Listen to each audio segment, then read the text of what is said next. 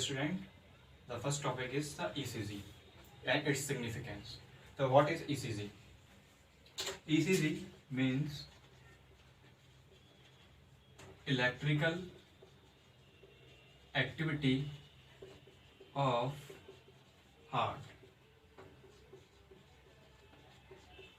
ECG means electrical activity of heart. We measure the electrical activity of heart over the chest by the helping of leads. There are three types of leads. First types of lead, yes, bipolar limb leads. Bipolar limb leads. The second type is augmented chest lead. Augmented chest lead. And third type is unipolar chest lead.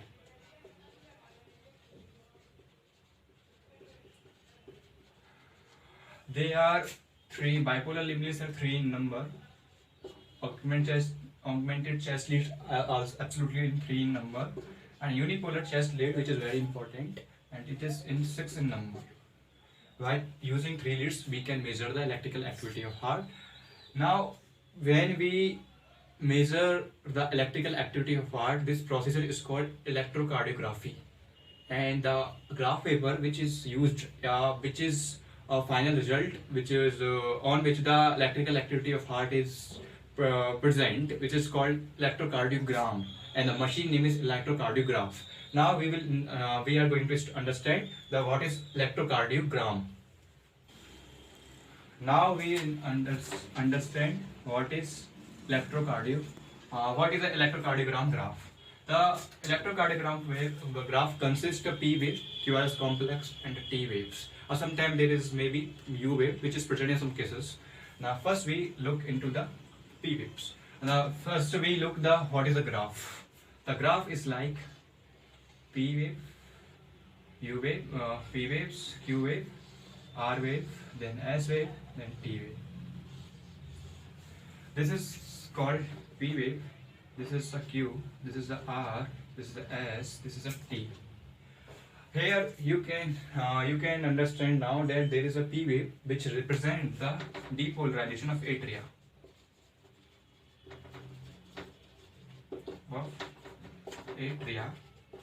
The QRS complex, the whole complex which represent the depolarization of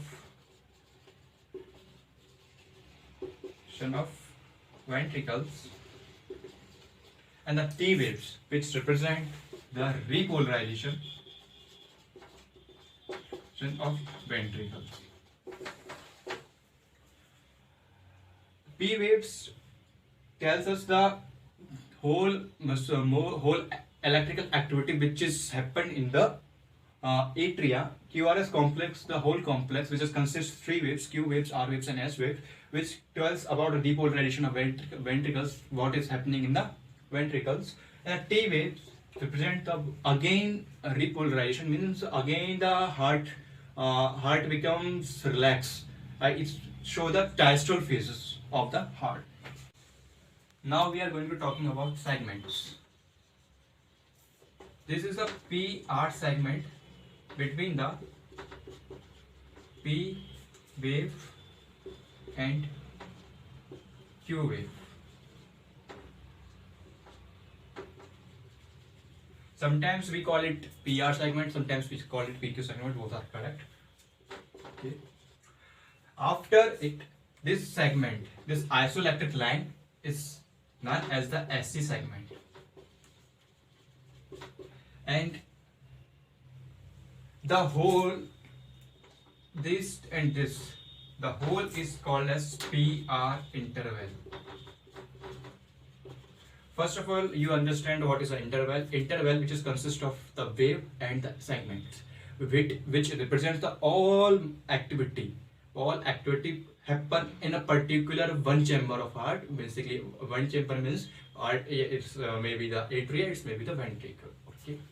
The PQ segment, the PQ या PR interval, which tells about the whole time which in which the events या फिर जितनी भी आपकी electrical activity heart में हुई है उसमें जो टाइम लगा वो पूरा PR इंटरवल के थ्रू हम जान सकते हैं. Normally it is the around 0.12 to 0.16 seconds.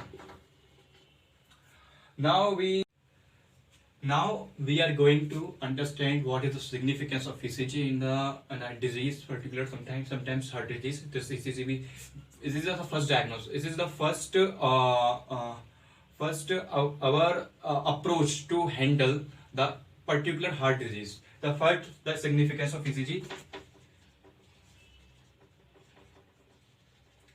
First is the why measuring QRS complex number in ECG, we can interpret the heartbeat. The second, ECG is most important to diagnose some disease, diagnose many diseases. कौन सी? The first one is the myocardial infarctions. Myocardial infarction, in this disease, the artery supply, the venous supply, the whole blood supply of the heart is blocked, is hampered, so that there is a damage of the heart tissue. Or if it is the very important point, once the heart tissue is going to damaged, it's never replaced. That isn't a disease, myocardial infarction, the heart muscles, heart tissues, cardiac tissues going to damaged and necrosized. So it is the myocardial. In this ECG, in this disease, ECG waves, particularly in T waves and ST segments, the ST segment becomes elevated. There is ST elevation present in this disease. Hello student, now we are going to our second topic, the prions. Basically prions का मतलब क्या होता है? Prions का मतलब होता है protein infectious agents. जो प्रोटीन जब इन्फेक्शियस हो जाती है तो उससे जो बेसिकली बनता है वो प्रियॉन्स होते हैं. तो बेसिकली प्रियॉन्स क्यों ऐसे इन्फेक्शियस क्यों होती है, इसके पीछे कारण है कि प्रियॉन्स के अंदर क्या होता है, जो प्रोटीन बनती है वो मिसफोल्ड हो जाती है, मिसफोल्ड प्रोटीन हो जाती है. जो प्रोटीन होती है मिसफोल्ड है. बेसिकली क्या होता है कि जब प्रोटीन बन रही होती है तो वो पर्टिकुलर एक्टिविटी प्राप्त करने के लिए, अपनी एक्टिविटी को प्राप्त करने के लिए वो क्या होता है, फोल्ड होती है. तो इसमें क्या होता है, प्रोटीन क्यों कोई डिफेक्ट के कारण मिसफोल्ड हो जाती है. एक्चुअली इसमें ये होता है कि जो अल्फा हेलिक्स शीट होती है, सेकंड डिग्री ऑफ प्रोटीन के अंदर, प्रोटीन की सेकेंडरी स्ट्रक्चर के अंदर जो अल्फा हेलिक्स शीट होती है वो रिप्लेस कर दिया जाता है बीटा प्लेटेड शीट के द्वारा. वो बीटा प्लेटेड शीट के द्वारा रिप्लेस हो जाती है. क्यों? डिफेक्ट होता है चार्पनाइन सिस्टम के कारण. चार्पनाइन सिस्टम वो सिस्टम है जिसके अंदर बेसिकली प्रोटीन को जो एक पर्टिकुलर कॉन्फर्मेशन, जो उसको एक्टिविटी के लिए जो कॉन्फर्मेशन चाहिए उसको अटेंड करवाने में हेल्प करता है, वो चार्पनाइन सिस्टम होता है. तो चार्पनाइन सिस्टम के अंदर डिफेक्ट होने के कारण अल्फा हेलिक्स शीट को बीटा प्लेटेड शीट के द्वारा रिप्लेस कर दिया जाता है, जिसके कारण जो प्रोटीन होती है वो मिसफोल्ड हो जाती है. और जो मिसफोल्ड प्रोटीन होती है ये क्या होती है, बेसिकली ये इनएक्टिवेट हो जाती है. इनएक्टिवेट मीन्स पर्टिकुलर अपने फंक्शन के लिए इनएक्टिवेट होगा, लेकिन वो अनवांटेड फंक्शंस करने लग जाएगी, लाइक इन्फेक्शंस क्रिएट करने लग जाएगी अपनी बॉडी के अंदर. वो ये मिसफोल्डिंग प्रोटीन करती है, ये प्रियॉन्स करने लग जाता है. तो प्रियॉन्स में ये मिसफोल्डिंग हो जाने के कारण वो इन्फेक्शन हो जाती है और वो आसपास की जितनी भी प्रोटीन्स होती हैं उनको भी इन्फेक्शियस करती है. और सेकेंडली चीज ये क्या होता है, जो मिसफोल्डिंग प्रोटीन होती है, ये प्रियॉन्स होता है, ये प्रोटीलाइटिक डिग्रेडेशन के प्रति रेजिस्टेंस हो जाएगी. इसका प्रोटीलाइटिक डिग्रेडेशन नहीं होता है और ये आसपास की प्रोटीन को भी इन्फेक्शियस कर देगी और वो एक्यूमुलेट होती चली जाएगी अपने ब्रेन के अंदर, जिसके कारण हमारे ब्रेन के अंदर ये मैमल्स या ऑर्गेनिम्स के अंदर डिजीजेस क्रिएट होती हैं. Diseases, the first disease is the Jakob's disease, the second one is mad cowness and third is the bovine spongiform encephalopathy. This disease due to the misfolding of the protein which get accumulated in the brain, and this create this type of diseases. अब अपना अगला question है कि number of meiosis for the formation of hundred zygote, कि hundred zygote बनाने के लिए हमको कितने मायोसिस की रिक्वायरमेंट होती है. First of all we are understand कि जायगोट क्या होता है. जायगोट होता है fusion of sperm and ovum which is called as fertilisation.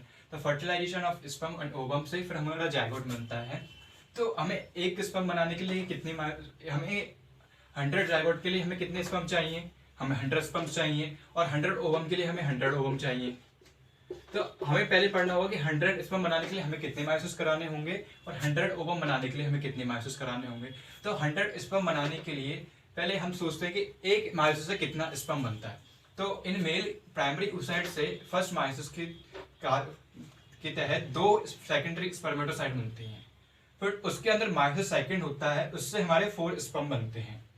तो इससे पता चलता है कि एक मायोसिस से मेल के अंदर एक मेल जर्मिनल सेल से एक मेल जर्म सेल से 4 स्पर्म का फॉर्मेशन होता है।